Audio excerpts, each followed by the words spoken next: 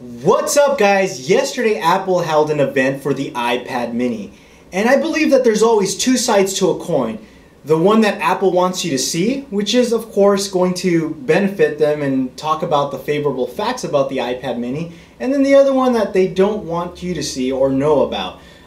This is not about Apple, and this is not to bash Apple. This is just presenting the facts to you guys, my audience, my subscribers.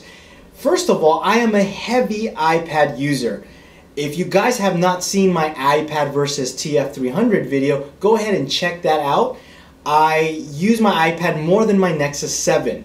As a matter of fact, I use my Nexus 7 very lightly, and as you can see, it's been over 5 days since I last charged it. Because I'm an avid iPad user, I feel that I can tell you my personal experience not only from an operating standpoint of view, but just from the actual device itself. First of all, the display. I'm using the 3rd generation iPad, which has the Retina display, or we'll call it a high PPI display. To me, that is the huge difference. And I'm telling you right now, any device that I get must have a high PPI. I have eyesight problems, so when I look at a display, I can really tell the pixelation, or if I'm reading something, it really hurts my eyes. So the fact that the iPad mini is sporting a 1024 by 768 display, to me, was a huge downfall on Apple releasing such a device. As a matter of fact, when you count the PPI on the iPad mini, it's actually less than the original iPhone. Yes, the iPad mini has a 162 PPI versus the original iPhone had a 164 PPI. I feel like we're going backwards here. You know, with the iPad mini, you are talking about an iPad 2 that has been condensed down. That's basically the technology you're getting for, here comes the next part, the price. Apple was trying to compare with the Nexus 7, but really there's no comparison. The Nexus 7 is $199 for the 16 gigabyte model, and the iPad mini is $329 for the 16 gigabyte model. That is a $130 difference, and it's quite huge, especially if you're paying sales tax, depending on where you live. That could be more than $130. Now, of course, Apple has a way in presenting things and making it seem like the Nexus 7 is not optimized. But what if I told you that it wasn't, that the iPad mini is not optimized either? I mean, we can play that role all day long. So let me show you and give you a few examples of that. So I kind of want to break down Phil Schiller's demo and give you the other side of the coin. One of the things that he kept mentioning was that the new iPad mini was thinner and lighter, thinner and lighter. He mentioned that like several times. Now that's not necessarily a good thing, nor it's a bad thing. It's just a personal opinion. And for what it's worth, the 3rd generation iPad or even 4th generation iPad, which sport a 10-inch display, is much heavier than most new tablets out in the market today. So I don't know why they didn't tell you that their 10-inch version is still a heavyweight, but for what it's worth, I'm just presenting that information. It is just your own personal opinion. The iPhone 5 was getting negative points because it felt cheap because it was so light and thin. So whatever, we're gonna forget about that. He did a demo on a website. I'm using the exact same website he did, the Guggenheim.org.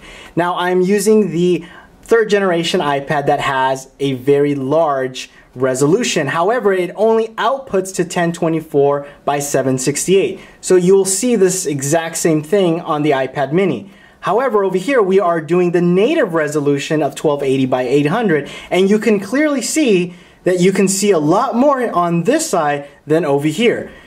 Over here where it says shop, it's getting cut off. You can clearly see shop, and you may not be able to see with the camera, but it says visitor information down here. I would have to scroll in order to see that on this side. One of the things with the 7-inch tablet is that most people hold it this way. This seems to be more of the comfortable way. I never browse websites this way. This seems a little odd. Now, if you're on a 10-inch tablet, that might be a little different because I could see this happening. But when you're on a 7-inch tablet, you usually hold it with one hand, and it's usually in portrait mode. So here we have eBay, which is one of the applications that they loaded, and they boasted about how great of an experience you would have with the new iPad and how incredible it was and how terrible of an experience you would have with the Nexus 7. Clearly there is a difference, and clearly I would choose the iPad version, no doubt. However, there's more to it than just that. Let's talk about integrated features with the OS, which I believe matter. Let's move on to a different application like Instagram. Now, both of these are not optimized for tablet. For what it's worth, you can do this with this one. But let's talk about, let's say I wanted to do a picture right now.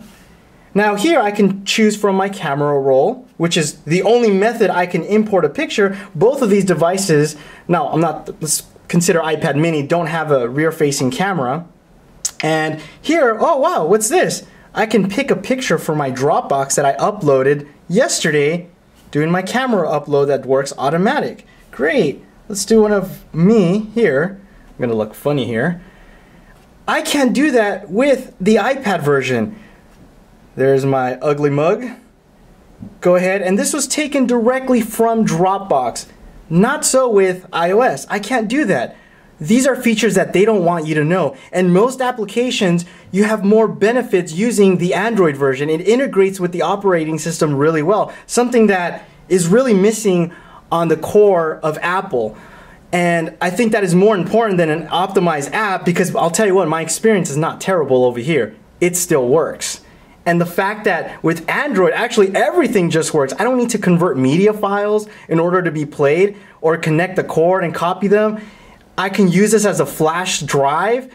And if I'm not mistaken, based on the dimensions, I mean, I can easily fit this in my pocket. I've shown you guys that in my other videos. With the iPad mini, I looked at the dimensions. It doesn't look like I will be able to do certain things like that. So really, guys, it just comes down to what they want you to see and what benefits them. Now let's talk about build and hardware. Now this is not the iPad mini, obviously, but looking at the pictures, it seems to be the same material as the iPhone 5. Now if you've been to your Apple store lately, you'll notice that most of the iPhone 5, at least I've noticed, are really scuffed on the edges. And this is a problem that we've been reading about. Take a look. Next time you go to your Apple store, you'll notice a lot of the iPhone 5s are either damaged. So with this bad boy over here, I can do this, not a problem. Nothing will happen. I wouldn't even dare to do that with even this iPad. Durability, I can throw this anywhere I want. I usually do. I'll just throw it in my backpack, on the go. This is really durable. I don't know, again, I don't have the iPad mini here, but I'm assuming that it's going to scratch really easily, like most Apple products do. This is not a furniture that's just going to sit there. I want a device, so if you're looking to get one, I would want a device that's durable and it's going to last. The other thing is that this is a quad core and the iPad mini is a dual core. Once again, we're talking about technology that has already been, if you want to call it, outdated. So things to kind of consider. And you know, one of the things that Phil Schiller said is that the #1 thing that people do on their iPad is surf the web. If that's the case, I'm telling you right now, guys, the Chromebook is looking really nice. At $250, I think that the Chromebook is a great option that's portable, and I'll tell you right now, actually looking forward to getting one, and I will do a review comparing even tablets to the Chromebook. I think Apple's biggest mistake is that the iPad mini is not priced low enough to steer an Android user away. And I don't think that's even Apple's intention, to be quite honest. Apple is about profits, and they know that they don't have a 7-inch tablet, and people that are already in the Apple ecosystem will automatically jump onto that 7-inch device just because it's something that they don't have. So they're going to make a lot of money. However, when you look at what you're getting, you're probably better off just getting the iPad 2. I mean, let's face it, first of all, the iPad is already a portable device. $70 more will give you a lot more for your money. When you look at the build of materials, the iPad mini should really be priced at a lower spectrum, but I think Apple knows that, and they know that they can benefit with that. I think Apple's strategy is to make a lot of money. I actually felt a little screwed having the 3rd generation iPad. They actually don't even sell this one anymore. They now have the 4th generation. This one was completely kicked off. I bought this a couple of months ago, and now a new one. That's not Apple's strategy, or I should say what Steve Jobs would do. Apple likes to release products through a cycle, usually every year. I feel that they're kind of in a hurry trying to just throw stuff out there, and how that's going to affect them, I don't know. I still like Apple. I enjoy their products, but I wish that the iPad mini would have been a lot more than just that. And with the holidays just right around the corner, the product refresh was probably a smart move on Apple and will have really good profits to show in 2012. Anyhow guys, what did you guys think? Are you guys going to buy an iPad mini? Are you going to wait to see what Google's going to release on Monday of next week?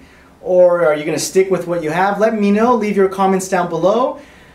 Again guys, if you like technology, please subscribe to my channel. If you want to follow me on what I am doing, Twitter and Google Plus links below. Thanks again for watching. I will see you in my next video, hopefully soon. Adios.